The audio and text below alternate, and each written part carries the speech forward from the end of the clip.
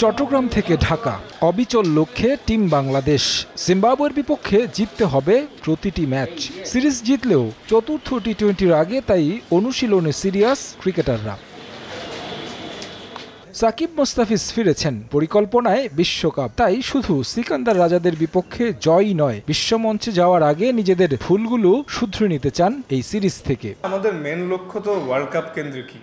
হ্যাঁ, এখন আসলে দেখেন আমরা যারা প্লেয়াররা আছি, আমাদের কাজ কিন্তু যেখানেই খেলতে নামি সর্বোচ্চ দিয়ে ভালো খেলার চেষ্টা করা।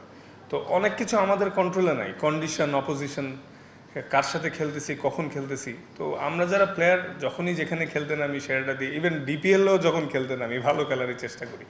মেন লক্ষ্য তো ওয়ার্ল্ড কাপ কেন্দ্রিক। সবাই মানে টিম ওয়াইজ এবং যে যার জায়গা থেকে যদি 5-10% ইমপ্রুভমেন্ট নিয়ে ওয়ার্ল্ড কাপে ঢুকতে পারি, ভালো ক্রিকেট খেলতে পারবো এবং আমাদের স্টার্টটা অনেক ইম্পর্টেন্ট হবে। তো আসলে যতই কথা হচ্ছে জিম্বাবুয়ে নিয়ে, আবার যদি একটা ম্যাচ হেরে যাই তখন কিন্তু আবার অন্যরকম কথা হবে যে জিম্বাবুয়ের সাথে হারছে। জিতলে ক্রেডিটটা কম পাই আমরা ছোট টিমের সাথে খেললে, কিন্তু হারলে কিন্তু সবাই বলবে জিম্বাবুয়ের সাথে হেরে গেছে।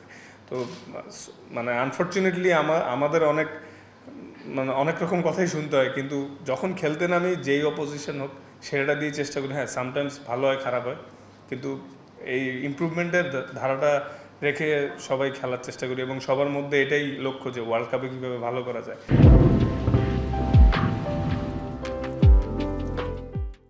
আইপিএল শেষ হওয়ার আগেই দেশে ফেরানো হয়েছে মুস্তাফিজকে। বিশ্বকাপের প্রস্তুতি সিরিজ হলে আইপিএল কি বড় মঞ্চ ছিল না অভিজ্ঞতা অর্জনের? তাহলে কেন ফিজকে ফিরিয়ে আনা হলো? ব্যাখ্যা দিয়েছেন তাসকিন, মুখ খুলেছেন আইপিএলে নিজের অনাপত্তিপত্র না পাওয়া নিয়েও। ওকে আনার কারণটা হচ্ছে যাতে ও আমাদের টিম প্ল্যানিংটা এবং টিম কালচারের ক্ষেত্রে যাতে একটু অ্যাওয়ার হয়ে তাড়াতাড়ি যাইতে পারে। অ্যাট দ্য সেম টাইম কয়েকটা দিন রেস্ট নেওয়ার ব্যবস্থা করেছে ওকে, কারণ ও আমাদের one of the main bowler. So এটাই আসলে ডেফিনেটলি যে ওর ভালো আইপিএল কাটছে এবং যথেষ্ট এক্সপিরিয়েন্স ও এখান থেকে নিছে।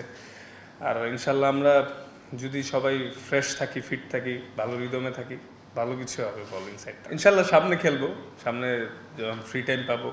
নট অনলি আইপিএল, এখন অনেক লিগস আছে। নীতি অলমোস্ট একই, হয়তো এক একজনের বডি টাইপ এক এক রকম, এজন্য হয়তো কনসার্ন থাকে বোর্ড যে।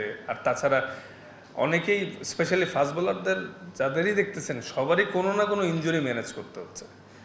হয়তো আমি বডি টাইপ বা আমার বোলিং টাইপ ডিফারেন্ট, এজন্য আমি এবার যাইতে পারি নাই।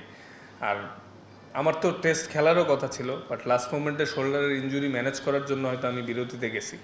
হয়তো ফিউচারে খেলবো ইনশাল্লাহ, আফসোস নাই কোনো। জিম্বাবুয়ের মতো দলের বিপক্ষেও ধুঁকছে টাইগার টপ অর্ডার। বিশ্বকাপের আগে যা চিন্তার বড় কারণ। ব্যাটিং বা বোলিং যেদিনই খারাপ হয়, বাইরের ফ্যান্স বা বাইরের যারাই আছেন সবার থেকে বেশি ডিসঅ্যাপয়েন্টেড কিন্তু আমরা হই সবার আগে, কারণ দিন শেষে আমাদেরই খেলতে হয়।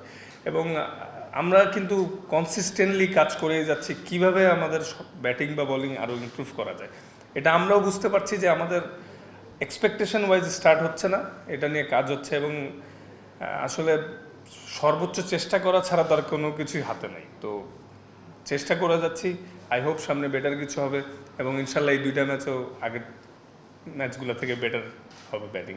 টানা 3 জয়ে সিরিজ নিশ্চিত করে রেখেছে শান্তর দল। চতুর্থ টি-20-র আগে অনুশীলন করেছে জিম্বাবুয়ে। টিম মিটিংয়ের পর ব্যাট বলের অনুশীলনে নিজেদের ঝালিয়ে নেন সিকান্দার রাজারা। সাকিব এবং মুস্তাফিজ ফেরায় পূর্ণতা পেয়েছে টাইগার স্কোয়াডে। এদিনের অনুশীলনটা যতটা না চতুর্থ টি-20-তে জিম্বাবুয়েকে বধ করা, তার চেয়ে গুরুত্বপূর্ণ বিশ্বকাপের প্রস্তুতিটা সেরে নেওয়া, এবং সেই কাজটা হাথুরু সিংহের কোচিং প্যানেল প্রত্যেকটা ক্রিকেটারকেই কিন্তু দেখিয়ে দিয়েছেন।